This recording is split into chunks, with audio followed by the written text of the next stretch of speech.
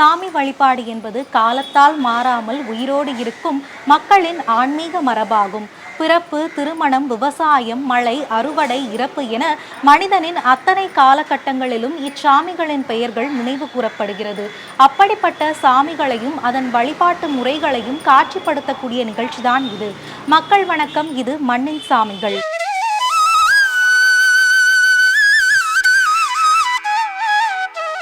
இன்றைய மண்ணின் சாமிகள் நிகழ்ச்சிக்காக சென்னை கோடம்பாக்கத்தில் அமைந்துள்ள அருள்மிகு ஸ்ரீ உத்தரகோஷமங்கை வாராகி அம்மன் திருக்கோவிலுக்கு தான் வந்திருக்கும். சரி வாங்க அம்மனை தரிசிச்சுட்டு அம்மனை பத்தி பார்க்கலாம்.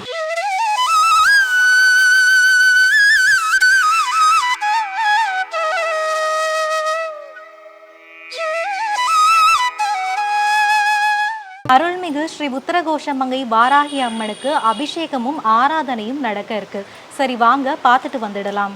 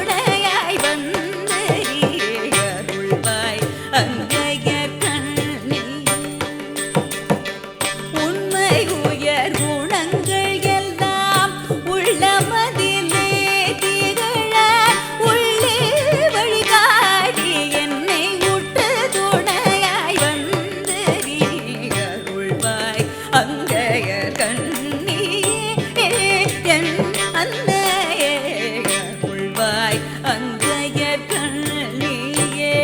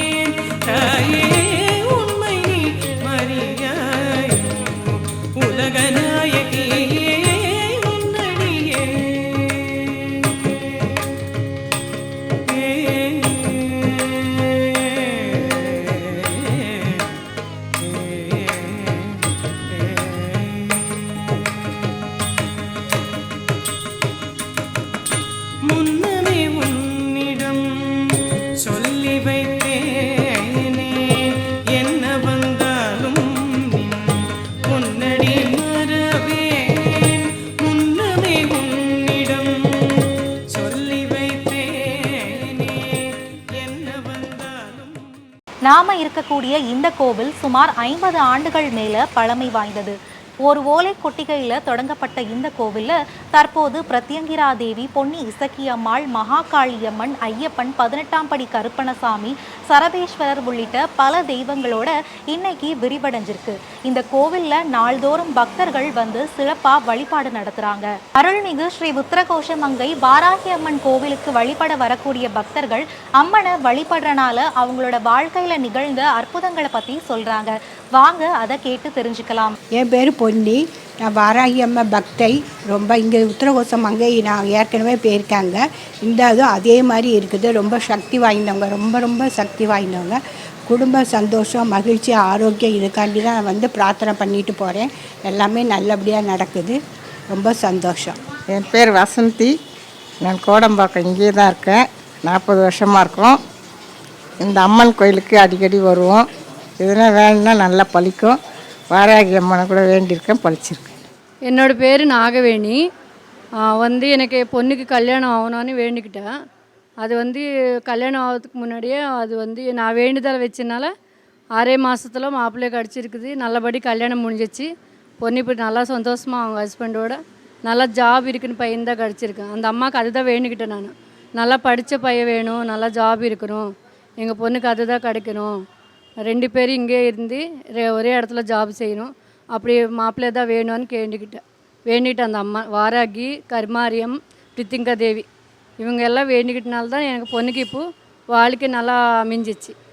அப்புறம் எங்கள் மாமனார் இறந்து போயிட்டுக்கு அப்புறம் எங்கள் வீடு சொத்து வந்து எங்களுக்கு ரொம்ப பங்குல இருக்குது, ரொம்ப பிரச்சனையில் இருக்குது அந்த வீடு. அது கூட நான் வந்து 21 நாள் அங்கே பிரதர்ஷனம் பண்ணி வெத்தலில் வந்து பேர் எழுதி அந்த அம்மாவுக்கு அந்த பிரித்திங்கா தேவிக்கு நான் மாலாவில் போட்டுக்கு அப்புறம் இப்போது எனக்கு ஒன்றா அந்த விடுதலை கிடைக்குது. இந்த வழி காட்டுறாங்க அந்த அம்மா. எனக்கு எந்த சூழ்நிலை நான் வந்து ரொம்ப கஷ்டப்படி ரொம்ப அழுவிட்டே இருந்தேன்.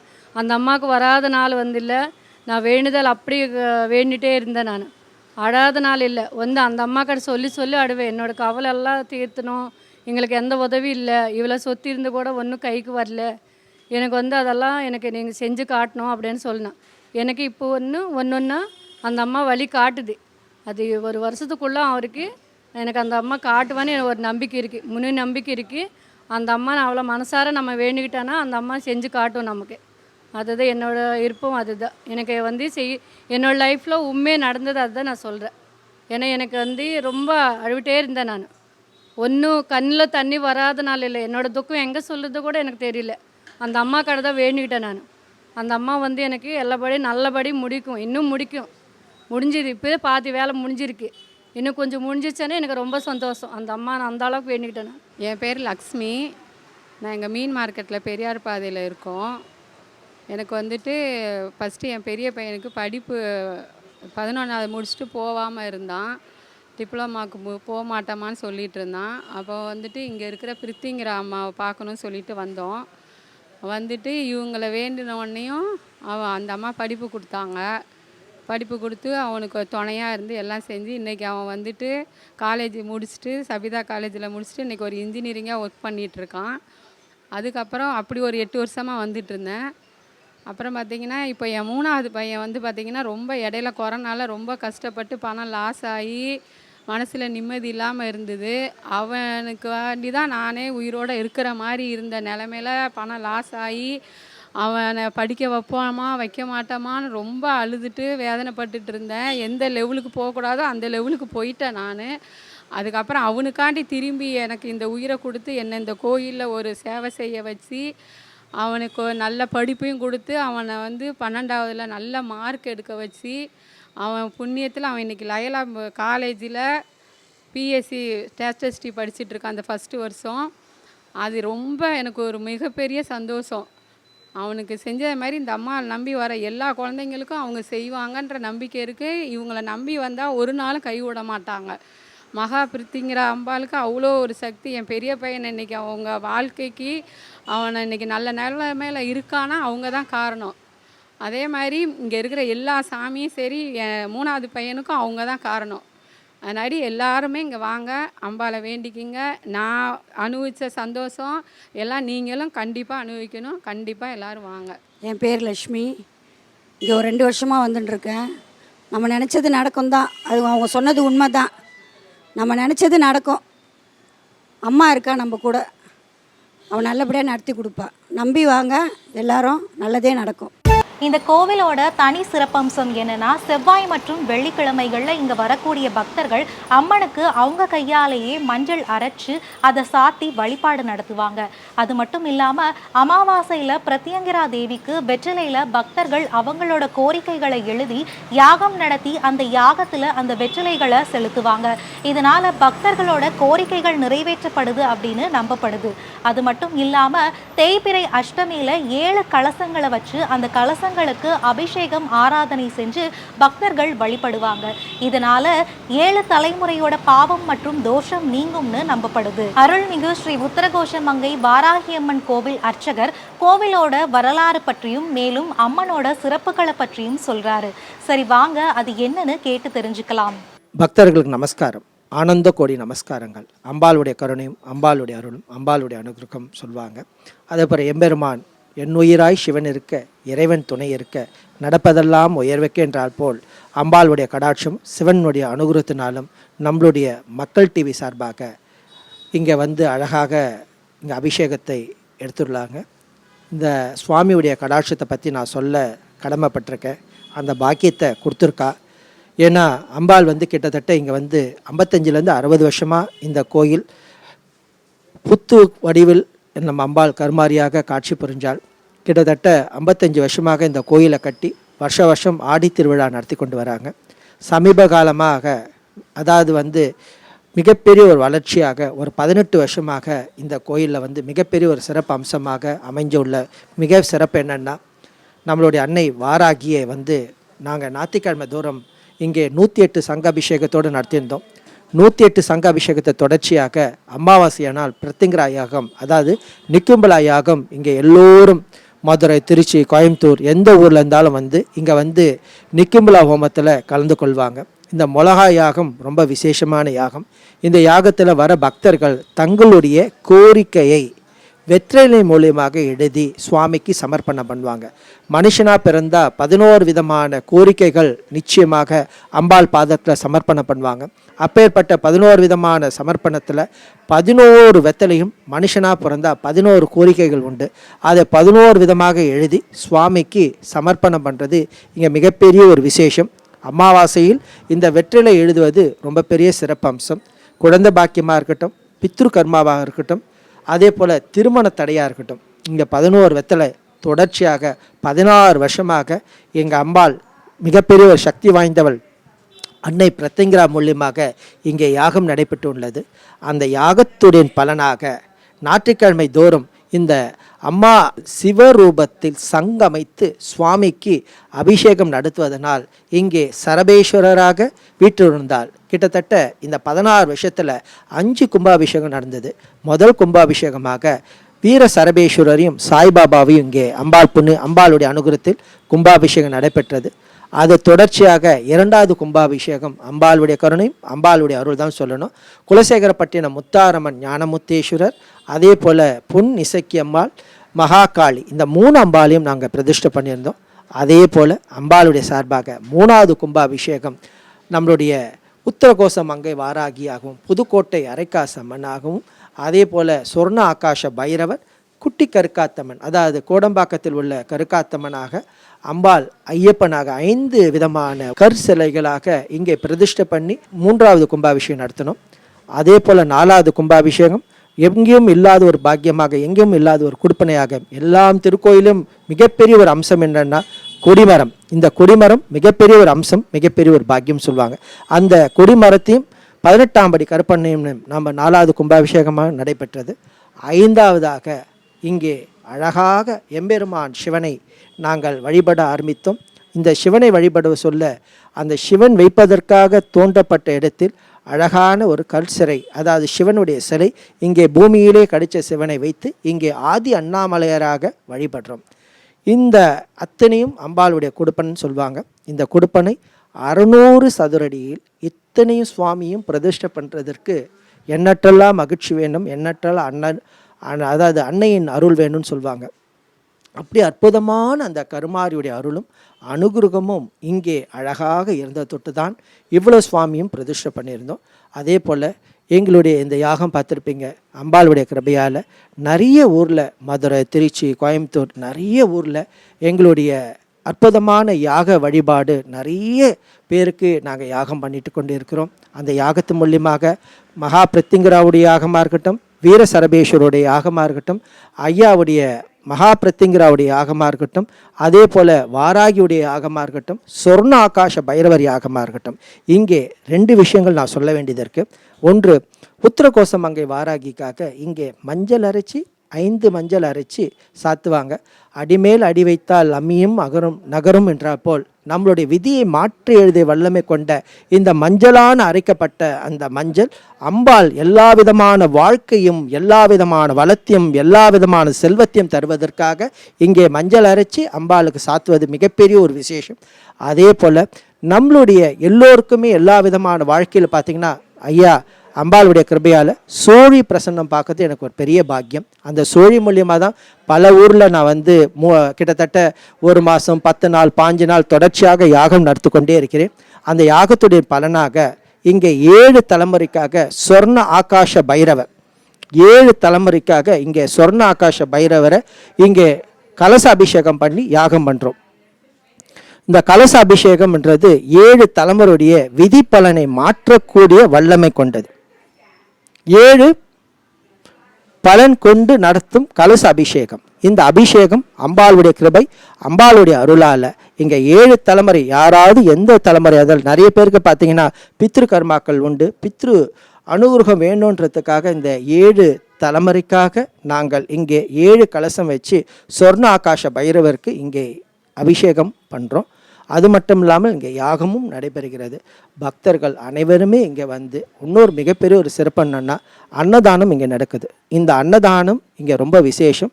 செவ்வாய்க்கிழமை வெள்ளிக்கிழமையில் இங்கே அன்னதானம் நடக்குது. இந்த அன்னதானத்தினால் எல்லோருக்கும் எல்லா விதமான பசி ஆற்றலை நீக்கிறா நம்ம அன்னை மகா பிரத்திங்கராவாக இருக்கட்டும், வாராகியாக இருக்கட்டும். ஸோ இந்த வாய்ப்பு தந்த அனைவருக்கும் என்னுடைய நன்றியை தெரிவிச்சுக்கிறேன், மகிழ்ச்சியை தெரிவிச்சுக்கிறேன். இங்கே வர அத்தனை பேருக்கும் கோடான கோடி நன்மை நடக்கும் என்பது ஐயமே இல்லை என்று சொல்லி வணக்கத்தை சொல்லிக்கிறேன். நன்றி.